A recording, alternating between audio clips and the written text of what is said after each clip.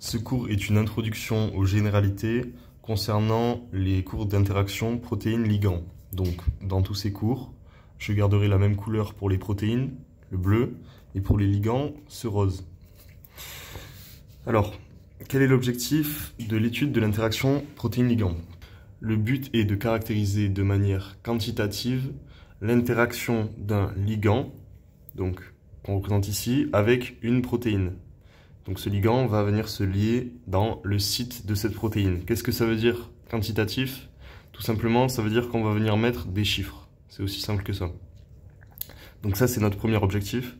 Le deuxième, ça va être de caractériser quels sont les différents sites de fixation. Donc les sites sur la protéine sur lesquels le ligand va venir se fixer. Et donc pour ce faire, on va mesurer deux paramètres dans chacune de nos études. Donc on mesurera à l'équilibre, je vais définir ce que c'est par la suite. On mesurera la quantité de ligands libres, donc la concentration de ligands libres dans notre solution, qui va évoluer au fil du temps, ainsi que la concentration, donc la quantité, c'est la même chose, de ligands liés à sa protéine, qui va elle aussi évoluer au cours du temps. Donc qu'est-ce que c'est l'équilibre thermodynamique? Tout simplement, au cours de notre réaction, on va avoir des protéines, je vais venir dessiner en bleu. Donc dans chacune de nos études, on aura le schéma suivant qui se reproduit. Protéines plus ligand donne, donc pour l'instant on va mettre la flèche dans un seul sens, donne un complexe protéine lié au ligand. Donc globalement, ça, on appelle ça PL. Ok? Donc ça, c'est notre réaction chimique, c'est-à-dire le fait que le ligand va venir bouger dans l'espace jusqu'à ce qu'il trouve son site de fixation dans la protéine. Et donc ça donne le ligand fixé à la protéine, PL. D'accord? Et donc, on comprend bien qu'au fil du temps, le nombre de ligands libres va évoluer. Donc il va avoir tendance à diminuer au début lorsqu'il va trouver ses sites de fixation sur la protéine. Et donc, ce nombre de ligands libres devient un ligand lié, PL. Donc ça augmente. Donc ici, on a une augmentation. Ici, on a une diminution au début. Mais il se trouve que ce ligand lié, il peut également sortir de son site de fixation. Et donc, il redevient libre. C'est pourquoi on met également une flèche dans l'autre sens. C'est-à-dire qu'on passe de PL, donc protéine liée à son ligand, à un ligand libre, et une protéine qui redevient donc libre. Et donc, au fil du temps, on va venir atteindre un équilibre. Donc c'est ça qu'on appelle l'équilibre thermodynamique. L'équilibre, c'est quoi? C'est quand le nombre de ligands libres et le nombre de protéines libres ne varient plus par rapport au nombre de ligands liés aux protéines.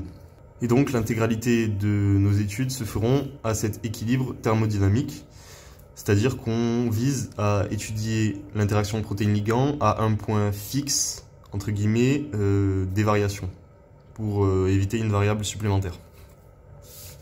Alors, au cours de nos études, nous allons donc étudier l'interaction protéine-ligand à l'équilibre thermodynamique dans des conditions précises. Tout d'abord, le nombre de protéines doit être fixe, donc on parle d'une concentration donnée. Ce n'est pas lui qui va évoluer. Donc on aura par exemple, disons, 3 protéines durant toute notre étude. Et le nombre de ligands, on va faire différentes expériences avec différents nombres de ligands. Donc, pour la première expérience, on va venir mettre dans un même tube 2 ligands et 2 protéines. Et donc, au fil du temps, par la réaction expliquée précédemment, on va obtenir un certain nombre de protéines liées au ligand et de ligands libres à l'équilibre. Et c'est donc à cet équilibre qu'on va venir faire une mesure. Donc cette mesure, comme on peut le voir ici, c'est un ligand lié à une protéine et un ligand libre. Donc en fait, concrètement, au cours de cette mesure, on va mesurer ce ligand libre, puisque c'est celui qui est marqué, et seuls les ligands libres sont visibles. En fait, ça c'est dû au fait que lorsque le ligand se lie à la protéine, en réalité, là c'est simplifié sur ce schéma, mais en réalité, on va avoir notre ligand à l'intérieur de la protéine, et donc il est caché si vous voulez, donc le marquage n'est pas visible. Donc, ici, à l'équilibre, on a un ligand libre, un ligand lié. Donc on va venir placer ce point sur notre graphique. Donc ici, le nombre de ligands liés en fonction du nombre de ligands libres. Donc ici, à l'équilibre, tout ça c'est à l'équilibre. Hein. Ici à l'équilibre, on a dit un ligand libre, donc ici, et un ligand lié. Donc on met notre point ici. Je vais garder le code couleur de l'expérience 1, comme ceci. Donc pour l'expérience 2, on va venir mettre dans notre tube à essai, cette fois-ci toujours 2 protéines. Le nombre de protéines reste toujours constant, il est fixe comme dit précédemment. Mais ici, on va venir mettre 2 fois plus de ligands, donc on met 4 ligands. Et ici, il se trouve que à l'équilibre, on va obtenir 2 ligands liés et 2 ligands libres. Donc c'est notre mesure ici, on va venir placer sur le graphique. Je vais mettre le code couleur. Voilà.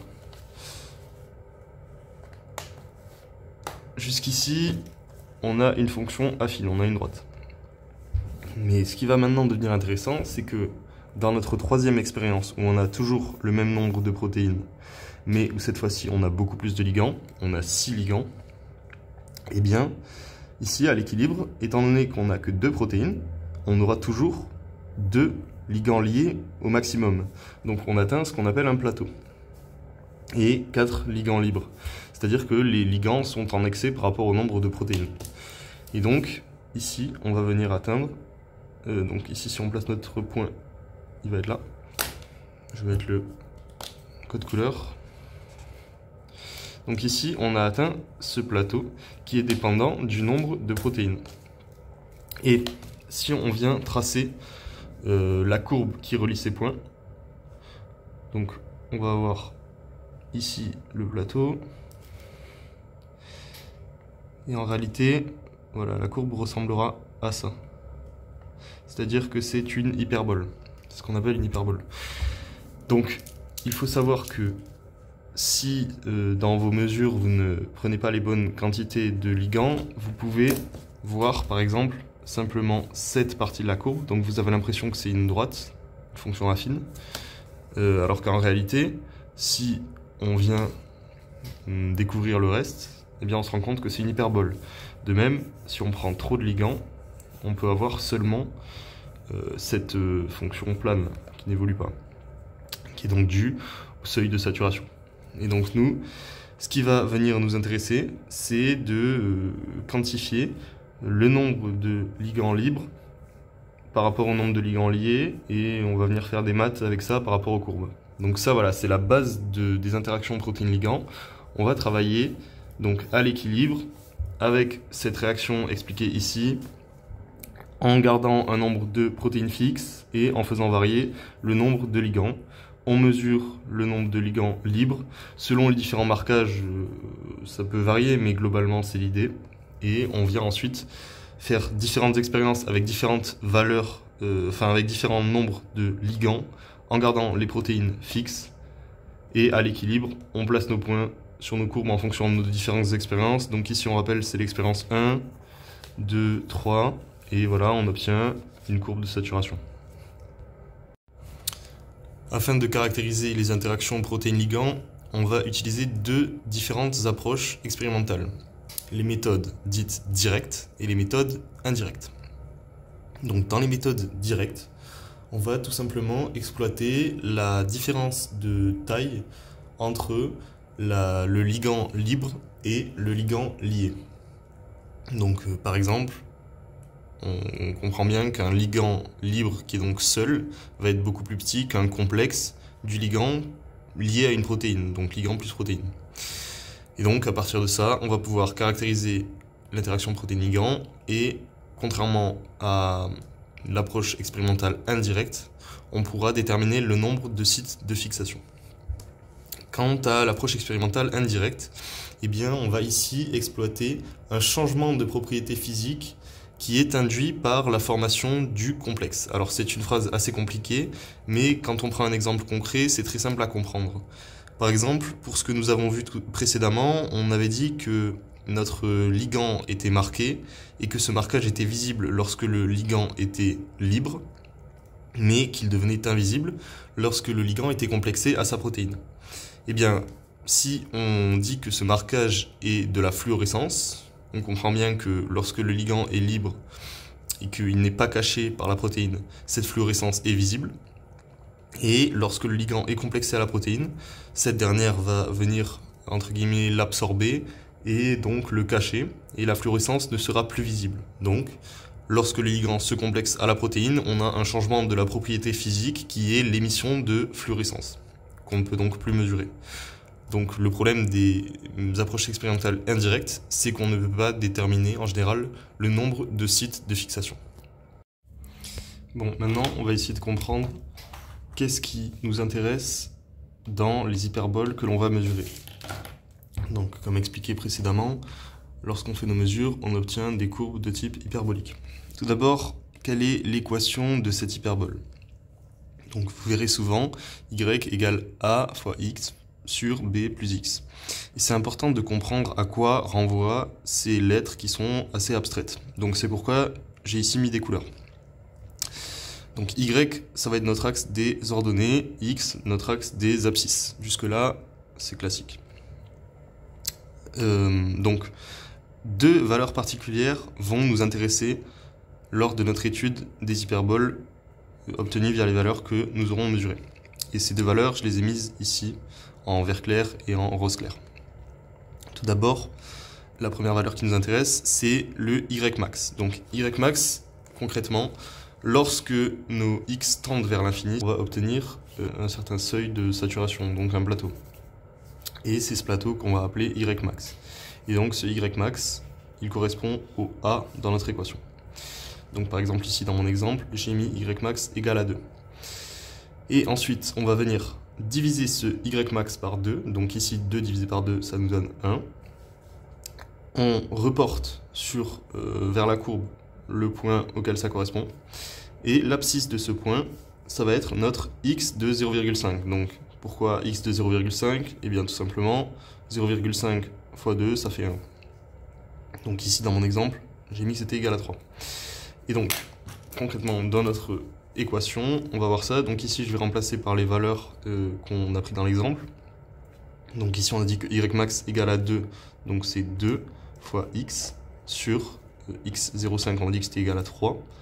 Donc 3 plus x. Je vais mettre les couleurs. Voilà, et donc globalement, une fois qu'on a compris ça, on va pouvoir faire les différentes manipulations qui nous seront demandées sur les courbes. C'est aussi simple que ça. Je vais maintenant faire un point rapide sur ce qu'est une régression linéaire. Vous allez beaucoup entendre ce mot. C'est très simple. En fait, on va mesurer, donc dans notre exemple, on a mesuré ces 3 points. Et une régression linéaire, c'est simplement le fait de tracer la courbe qui relie au mieux ces points. Bon, alors là, dans mon exemple, c'est pas terrible, mais concrètement, ce que vous allez mesurer, ça va plutôt ressembler à voilà, quelque chose comme ça. Et là, voilà, là c'est plus propre, on va dire. Globalement, c'est la moyenne entre qui paraît la plus cohérente pour les différents points. Par exemple, vous l'avez peut-être déjà vu dans le passé avec des droites. Donc, si vous faites des mesures comme ça où il y a des points qui varient pas mal, mais que vous savez que votre modèle c'est une droite, la régression linéaire, ça va être quelque chose comme ça. Voilà, tout simplement.